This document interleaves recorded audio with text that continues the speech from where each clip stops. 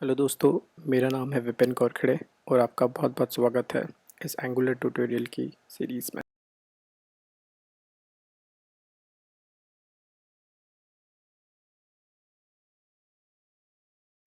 Chapter 5 project structure and bootstrapping. दोस्तों, इस video में हम देखेंगे कि हम एंगुलर प्रोजेक्ट को किस तरीके से क्रिएट कर सकते हैं। एंगुलर प्रोजेक्ट की डायरेक्टरीज कौन सी होती है, कौन कौन सी फाइल्स होती हैं, इन फाइल्स का क्या काम है और हमें किन फाइल्स में क्या कोड करना पड़ेगा। साथ ही साथ हम देखेंगे कि एंगुलर अपने प्रोजेक्ट को लोड कैसे करता है, यानी कि एंगुलर प्रोजेक्ट की बूटस्ट्रैपिंग प्रोसेस क्या है। इन चीज़ों को समझने के लिए हम एक प्रोजेक्ट बना रहे हैं जिसका नाम है daily expense manager. Daily expense manager में हम अपने डेली के जो एक्सपेंसेस होते हैं या डेली की जो इनकम होती है उसको एक डेटाबेस में स्टोर करेंगे।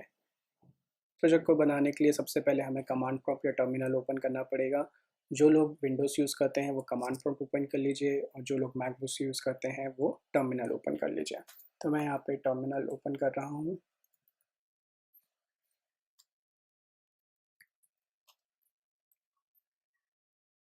दोस्तों, इसके बाद आपको ये डिसाइड करना पड़ेगा कि आप अपने प्रोजेक्ट को कहाँ बनाना चाहते हैं, किस लोकेशन पे बनाना चाहते हैं। तो मैं अपने प्रोजेक्ट को डेस्कटॉप पे बना रहा हूँ, इसलिए मैं यहाँ टाइप कर रहा हूँ CD डेस्कटॉप।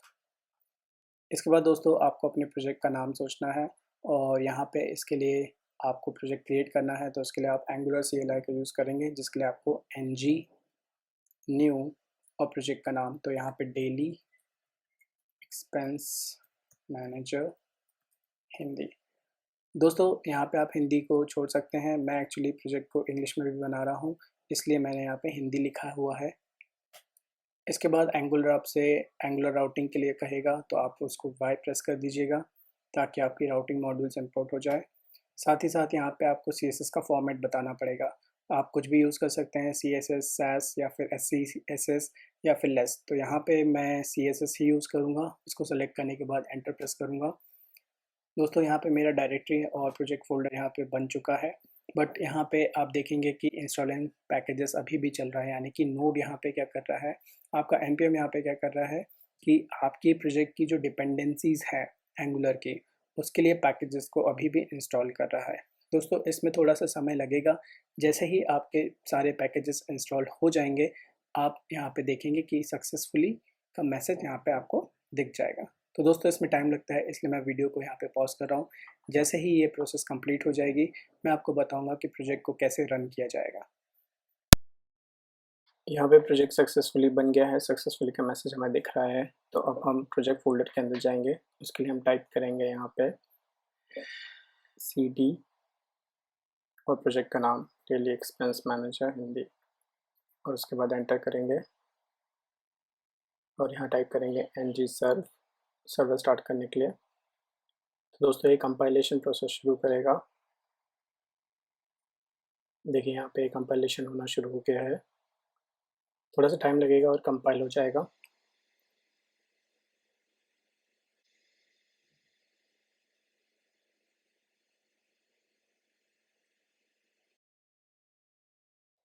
जैसे ये कंपाइल हुआ, हम यहाँ पे ये एड्रेस देख रहे हैं, हम इसको कॉपी कर लेंगे। localhost:4200 ये हमारा सर्वर एड्रेस है, इसको कॉपी कर लीजिए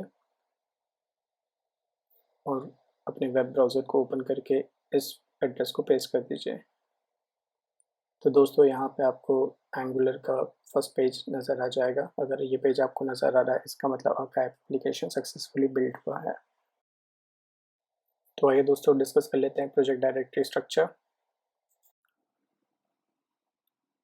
दोस्तों, ये प्रोजेक्ट मैंने विजुअल स्टूडियो कोड में ओपन कर लिया है और अब हम यहाँ पे देखते हैं इसके लेफ्ट हैंड साइड पे, यहाँ पे आपके प्रोजेक्ट का डायरेक्टरी स्ट्रक्चर है। सबसे पहले फोल्डर है E2E folder. E2E folder basically दोस्तों, यहाँ पे आप अपनी कॉन्फ़िगरेशन लिखते हैं एंड टू एंड टेस्टिंग के लिए। इसमें जो framework end to end testing का यूज़ होता है वो कहलाता है आपका प्रोट्रैक्टर। इसके बाद जो फोल्डर है दोस्तों, node_modules फोल्डर है। यहाँ पे आपके प्रोजेक्ट के लिए जितने भी मॉड्यूल्स इंस्टॉल किए जाते हैं वो यहीं पे सेव होते हैं, जैसे कि बिन हुआ, एंगुलर का कोर, कॉमन, ये सब देखिए दोस्तों, ये सब आप अपने प्रोजेक्ट्स में यूज़ करते हैं। ये वो मॉड्यूल्स हैं जो आपके इंस्टॉलेशन के समय इंस्टॉल होते हैं। अगर आप कोई थर्ड पार्टी मॉड्यूल्स भी यहाँ पे इंस्टॉल करते हैं जैसा कि मान लीजिए आप अपने प्रोजेक्ट में बूटस्ट्रैप से करना चाहते हैं, बूटस्ट्रैप यूज़ करना चाहते हैं, CSS वगैरह यूज़ करना चाहते हैं, तो वो भी आपके मॉड्यूल्स यहीं पे इंस्टॉल किए जाएंगे। इसके बाद दोस्तों एक और फ़ोल्डर है जो है SRC फ़ोल्डर आपके प्रोजेक्ट के लिए बहुत इम्पॉर्टेंट फ़ोल्डर है, क्योंकि इस फ़ोल्डर के अंदर ही आपको अपनी एप्लीकेशन को बनाना पड़ता है। आप अपने एप्लीकेशन की कोडिंग इस SRC फ़ोल्डर के अंदर ही कर रहे होंगे। एक फ़ाइल है एडिटर कॉन्फ़िग फ़ाइल दोस्तों कब काम आती है, जब से मान लीजिए आपकी कोई टीम है और आपकी टीम अलग-अलग एडिटर्स यूज़ कर रही है, कोई सबलाइम यूज़ कर रहा है, कोई विजुअल स्टूडियो कोड यूज़ कर रहा है, कोई एटम यूज़ कर रहा है या और कोई एडिटर यूज़ कर रहा है। तो एडिटर अलग-अलग होने से उसमें लिखने का जो तरीका है वो अलग हो सकता है। तो ये लिखने के तरीके को यानी कि कोडिंग की स्टाइल की कंसिस्टेंसी मेंटेन रहे, सब कोई एक ही तरीके से कोडिंग करे, इसी के लिए आपकी एडिटर कॉन्फ़िग होती है। जैसे कि दोस्तों देखिए इंडेंट साइज़ लिखा हुआ है 2 ट्रिमिंग करनी है वाइट स्पेसेस से, वो हाँ या ना में दिया हुआ है कि हाँ वाइट स्पेसेस को ट्रिम किया जाए। तो इस टाइप की कॉन्फ़िगरेशन आपकी एडिटर कॉन्फ़िग में दी जाती है। उसके बाद एक और फ़ाइल है दोस्तों गेट इग्नोर में बेसिकली उस फाइल्स का मेंशन किया जाता है जब आप गिटहब पे अपने प्रोजेक्ट को अपलोड कर रहे हो। तो यहाँ पे गिटहब जो रिपॉजिटरी है, अगर आप चाहते हो कि सर्टेन कोई फाइल्स आपकी गिटहब रिपॉजिटरी में ना जाए, तो आप उसका मेंशन गेट इग्नोर फाइल में कर देते हो। इसके बाद दोस्तों है angular.json। दोस्तों ये एक एंगुलर की कॉन्फ़िगरेशन फ़ाइल होती है। यहाँ पे एंगुलर को जब स्टार्ट होता है तो काफ़ी सारी इन्फॉर्मेशन उससे रिलेटेड यहाँ पे मिलती है, जैसे कि बिल्ड कैसा है और बिल्ड में क्या करना है, सर्व कौन सा है या सर्व में क्या करना है, टेस्टिंग कैसी है या और टेस्टिंग की क्या-क्या उसे यूज़ करनी पड़ेगी, टेस्टिंग की फ़ाइल कॉन्फ़िगरेशंस कहाँ पे है, ये सारी इन्फॉर्मेशन आपको angular.json में मिल जाती है। इसके बाद ब्राउज़र्स लिस्ट दोस्तों एक कॉन्फ़िगरेशन होता है। ये कॉन्फ़िगरेशन शेयर किया जाता है आपके डिफरेंट फ्रंट एंड टूल और आपके टारगेट ब्राउज़र्स के बीच में। इसमें जो यूज़ होता है मान लीजिए ऑटो प्रीफ़िक्सर बेसिकली आपके CSS में ऑटो प्रीफ़िक्स ऐड करता है, जैसे मोज़िला के लिए MOS, ओपेरा के लिए OS और आपके इंटरनेट एक्सप्लोरर के लिए MS, इस टाइप से ऑटो प्रीफ़िक्स ऐड कर देता है। उसके बाद दोस्तों karma.conf.js, बेसिकली karma.conf.js ये आपके यूनिट टेस्टिंग के लिए जो टेस्टिंग करने रहता है उसके लिए कॉन्फ़िगरेशन होता है कर्मा का। यहाँ पे जो फ्रेमवर्क यूज़ होता है कर्मा का, वो डिफ़ॉल्ट फ्रेमवर्क होता है जैस्मिन का। उसके बाद दोस्तों package.json और package.json। तो दोस्तों package.json में आपको अपने प्रोजेक्ट की सारी डिपेंडेंसीज़ जो भी हैं वो यहाँ पे मिल जाएगी। ये समझ लीजिए कि आपकी प्रोजेक्ट डिपेंडेंसीज़ का जो मिनिमम वर्जन होता है वो आपको यहाँ पे मिलता है। उसके बाद दोस्तों इसी से रिलेटेड एक फ़ाइल होती है जो कि होती है packagelog.json।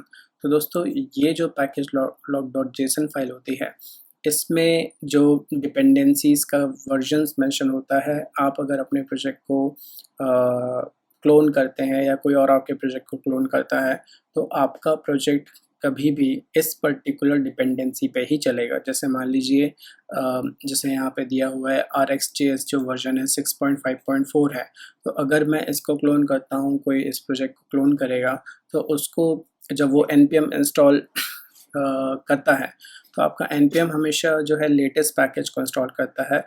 बट अगर आपके प्रोजेक्ट में package-log.json फाइल में अगर दिया हुआ है, तो सबसे पहले इस पर्टिकुलर log.json को ही रीड किया जाता है, जिससे ये पता चल जाता है कि हाँ इस पर्टिकुलर डिपेंडेंसी का यही पर्टिकुलर वर्जन इंस्टॉल करना पड़ेगा।